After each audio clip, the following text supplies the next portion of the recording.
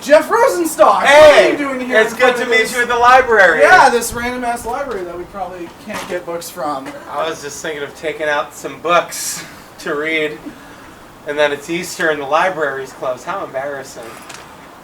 Well, it's a good thing I ran into you here. Yeah. Because, holy shit, I have interview questions ready for you just right off the bat. So wait. For those of you, this is just like a bunch of red scribbles. Just like, it's like 5,000 words on one piece of paper. That's crazy. Drawings of dicks. That's something. At least 20 dicks, just by the way. I think you got the rule, at least 20. So it says somewhere on here you have an album out? Yeah, it's crazy. We cool? Yeah. Thank you for pronouncing it right. So, I mean, shit, let's really get right into it. This is your first label on, or your first record on a label. Not really. Well, because like Get Warmer and Scrambles were on Asian Man. And they're were they full distribution through them, or was it just like, oh, okay. Well, shit, I might. Well, all right, now you're signed to Side One. This is the first label with the contract. Mike does a handshake, so it is like a little. It's a little different, but so, you know. What had to happen in order for you to find? Because you've been doing your own thing for this entire time. What had to happen now for you to be like, I want to go to Side One, or why even specifically Side One? What really had to fall into place for you to be like, I want to be contracted to a label now? Well, it was, being contracted to a label is weird. But they're great, so I'm not worried about anything. But yeah, basically they got in touch. They heard from our merch guy that oh, here comes the truck. Yeah, I was trying to pick up some books too, Basically, they heard from our merch guy that the demos were good, and they got in touch with me about hearing the demos, and I was like, hey, we just finished recording the record. If you wait like 2 weeks, the record will be mixed and we can send it to you. They're like, okay, and we sent them the record, and I talked to them, and they were cool with, like, we own, we, like, retain creative control, and after a certain amount of time, like, the record's mine again, and I don't know if that's something I was supposed to say. Basically, Side One Dummy's awesome, and, like, they were down with what we're trying to do with quote-unquote, and still keeping it free online, and they're just kind of like, yeah, we just are behind you, and we want to be doing stuff with you, and just kind of do the thing that you're doing, and so that made it easy. And I talked to Mike Park because it was going to be on Asian Man. He was just like, you got to do it, you got to give it a shot, see what it's like, and like I've been kind of doing things the same way for a really long time. So just the fact that anybody cared that I put out a record besides Mike Park or like my friends, it was like, okay, this is cool, let's give it a shot, And Andrew Dax and Jihad are on there, and they're really good friends. And Smith Street were about to be on there, so it's just like not that weird because it was still like family and on there. You know what I mean? So what was it like having some sort of budget for it? I saw the Nausea video. Was that produced by Side One? Like, did they funded it, yeah. So what was it like being like, here's some money, just go make a video, instead of having to pull all that together yourself?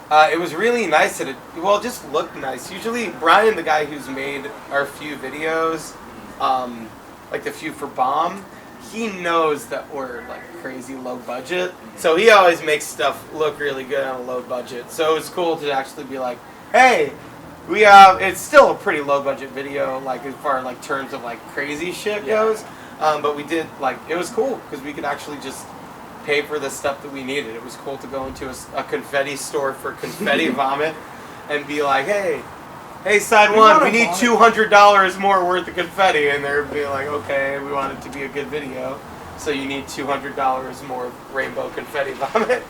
Yeah, it was rad. It's cool having money for things like that. So with the actual recording of this album, you kind of went back and answered one of my earlier questions. You said it was all done before it even touched Side One. Yeah. But with recording this as a full Jeff Rosenstock solo album versus creating a Bomb Music Industry album, how did it really compare in terms of just like straight recording it versus all the previous Bomb and Kubro? Well, like all the Bomb records, kind of.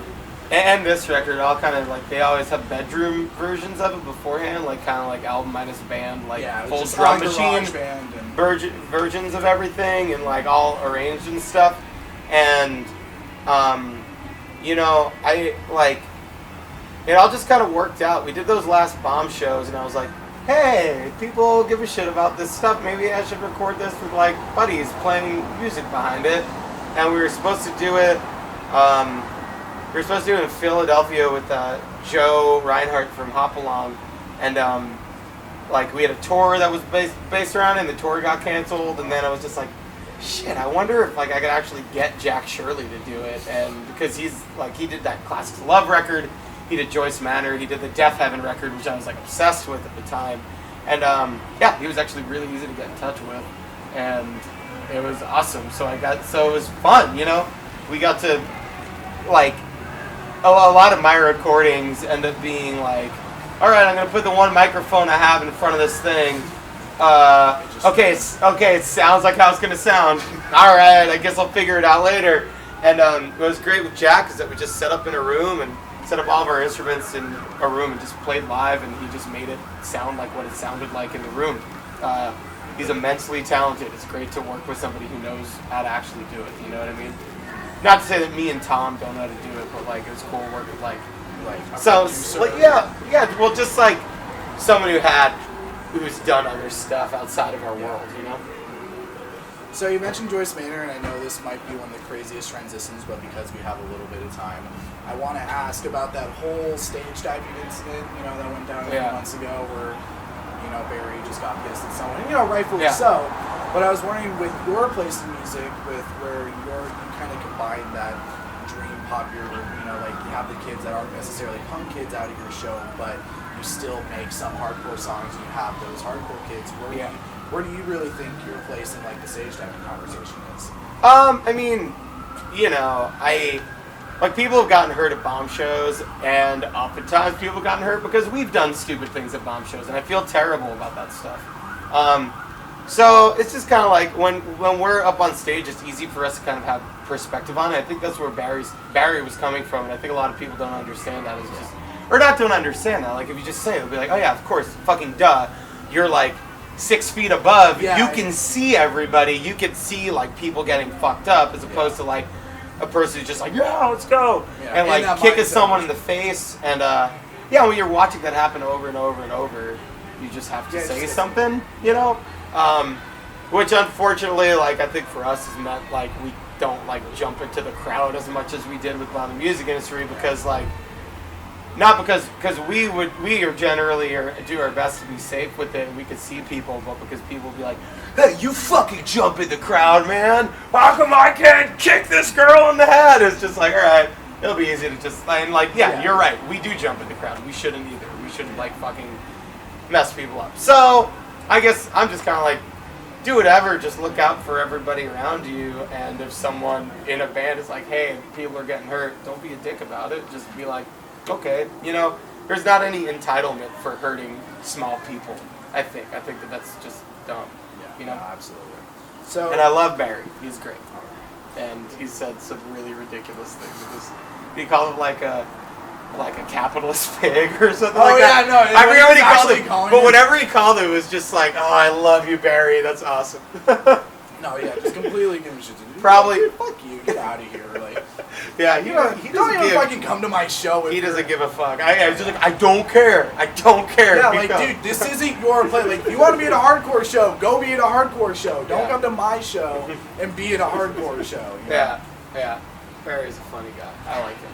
So, on this most recent tour, how have the shows, you said it was a lot mellower, you're not jumping into the crowd as much with these shows, whereas you were with Bomb. I didn't say it was a lot mellower. Alright, I'm sorry about that. We're just like not jumping into the crowd. Well, in that case, how have the shows been on this most recent run versus, you know, the past Bomb shows? Is it still like just as chaotic with the new songs? I mean, I don't know, like I'm fucking ripping up my arm like I haven't since, you can't really see it, but like I'm gonna have to wrap this up today. I'm playing harder than I played in Bomb right now, like because I haven't shredded my arm up in a very long time since I was like an ASOB. Oh damn. So yeah, we're still like there's no like holding back. Like if anything, it's just like we gotta get fucking more urgent and more energetic with it, because I don't want people to think that this is like a new some like Jeff Rosenstock. some like half-ass like lazy thing now. Like no, we're still we're still depressed weirdos, and this is the only thing that relieves us of any fucking anxiety. So, still powering through, you know? Hopefully people like it.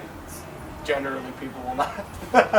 So are you still playing Bomb songs with the shows? Or is No, it just solo? it's just, I mean, there's enough stuff there anyway, and it would fucking be disrespectful to everybody who's in Bomb the music industry, you know? Like, it's not, I didn't break up the band and go like, hey, I'm fucking taking these songs elsewhere, assholes. It was just kind of like, it naturally ended up fizzling out, and you're just like, I'm not gonna fucking do that to them yet.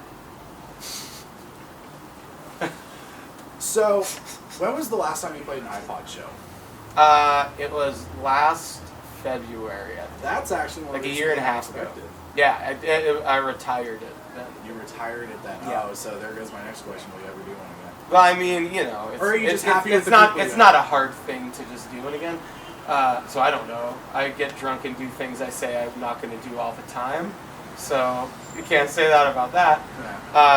Yeah.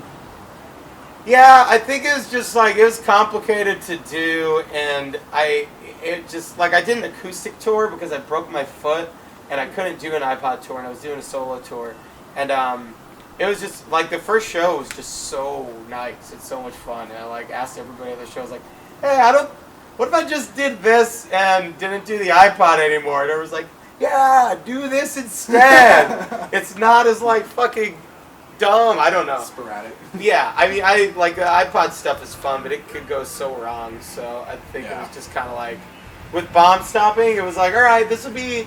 I kind of forced myself to just try and do different shit, I guess. You know, I could have done the iPod stuff forever, and it would have been the same thing forever. Yeah. Kind of like I could have done Asian Man forever, and it would have been the same thing forever. I would have been fucking happy as hell. But I don't know. I don't know if like there's other things that would be better or worse. You know, you don't want to just be stagnant and do the same thing over and over again. All right. So last question about being stagnant and doing the same thing over and over again. You used to a lot have kids come on the show or come up on stage who wanted to learn the song and play that. Yeah. Are you still open to doing that, or you kind of retired that with Bomb? I guess, I don't know. Nobody's come up to me and said anything, so I haven't really had to. Really had but I don't know. We know. I don't know. Like I don't know. If somebody came up with like a horn and was like, I want to play this horn part on this thing, we'd say yeah. You know, but if somebody came up with drumsticks, it was like, I want to play drums in this song, we'd probably be like, no, our drummer does Kevin's gonna do it. I don't want to take this away from Kevin. You know what I mean? Yeah. All right. So how are we doing on time? Just want to make sure. Probably. We got 5 minutes. All right. So just gonna dive right on. If not less though, because I have to restring my guitar. Ooh. And I. All right. Now get into random questions. Yeah. What was your favorite hip hop release of last year? Run the Jewels 2 is too easy to say, but it was really good. Cool AD, Word OK by Cool AD was really good too. I'm gonna go check that out. I don't know. I haven't listened. That record's tight. Now, he was in that band Das Racist, and I liked them a lot. So. Yeah. Now, could you ever see yourself doing a hip hop song? Like sure. just recording one and like. I rapped on my friend Bob Baboso's record. I did a verse on one of his songs, and I was in a band called Pegasus XL where I rapped here and there. I don't have a good rapping voice, so I feel like but you're so good I feel at like this it's disrespectful to hip hop for me to come in there and like spit but all this whack shit. You know, there's so many rappers who don't have a good rap voice that just do it, and I think that's kind of like the attitude it's taken nowadays. Is like if you're just doing it and you're honest about it, it can be good. Well, I think if I did it, I would be doing it to do a hip hop thing. If that makes sense. Yeah, I get you. Like just trying to like force something into yeah. As well as just like doing it, just like scribbling down verses. And be like, oh shit, yeah, I'll spit that. I thought of making beats. I've made beats that I haven't given to anybody before. And I've talked to friends about doing stuff together. But you know, it's a long life. That'll happen at some point, I'm sure. All right. I'm gonna do that. Now, by the way, you have one of the funniest bios I've ever read on like a press release for like a show. And you go on the Wonder website and you see the little like bio that you wrote. Like, hi, I'm Jeff Rosenstock. I'm from Long Island, or from Brooklyn via Long Island, which is saying you're like from Long Island via Long Island. I think they just copied that from our Facebook. Really? Yeah. Oh man. Sorry. Oh, Did that ruin the question? Oh no, absolutely not. Just in there, you said that there was you wrote pop songs, that you secretly write pop songs for filmmakers and movies. Now, Yeah. I'm guessing you actually do that. Yes. Are there any that either got rejected or just for some reason didn't work out that you could share, like any movies or filmmakers that you might? Yeah, 100% of everything I've done has gotten rejected. I submitted like 4 punk songs for If I Stay, and I thought like one of them was gonna get picked up, and it didn't. It would have been sweet. I would have made $5,000. Oh man. That's like, I scored a Dick's Sporting Good commercial once, but they hired me. I got hired by the guy who made it beforehand, so whatever I gave them, that was all they were gonna have. That stuff's fun. That scoring stuff is fun to do. I scored like a documentary about a mercantile bakery in a tiny town called Polebridge in Montana. That's like shut down for half the year because it's so snowy, and all this shit's really fun to do. Yeah. All right. So, since you're from Brooklyn, via Long Island, and it's funny you mentioned Run the Jewels earlier because I don't even have to really segue into this.